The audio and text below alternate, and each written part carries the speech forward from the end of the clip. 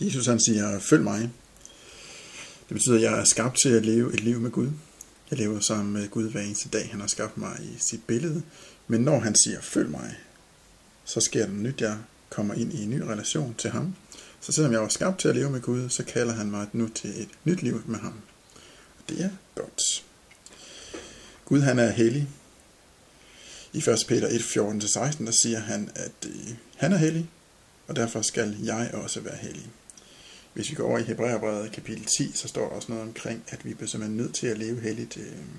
Hvis vi ikke lever helligt uden synd, jamen så er der simpelthen straf i vente for os. Fordi Gud han er hellig, han hader synd. Han hader synden. Derfor siger han til os, at vi skal leve helligt, ligesom han er hellig. Fordi Gud han er hellig. Hvad betyder det? Det betyder, at jeg skal kæmpe imod synden. Synden den fylder i hele mit liv, fordi Gud han hader synden. Han hader den så meget. Derfor må du gøre op med synden. Du er nødt til at leve helligt, fordi Gud han er hellig. Hvor er friheden hen i det? Friheden det er, at Gud han har allerede taget din synd. Han har gjort det hele for dig. Han dør på korset for dig.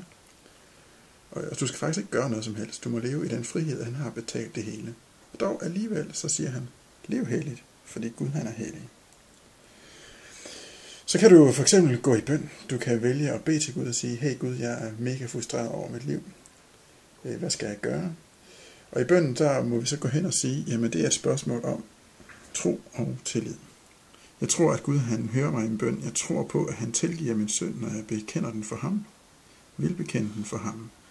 Og den tillid, jeg har, det er også at sige, jamen det kan godt være, at jeg ikke føler, det er sådan, men jeg har tillid til, at Gud han gør det for mig.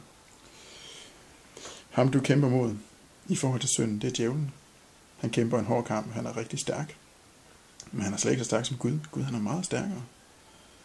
Så når kampen mod synden, den føles hård, og du føler dig magtesløs, men så er svaret at gå tilbage til bøn. Svaret det er at finde friheden i Kristus, og vide, at Gud han har gjort det hele for dig. Du er skabt til at leve med Gud, fordi Gud han siger, følg mig. Det er godt.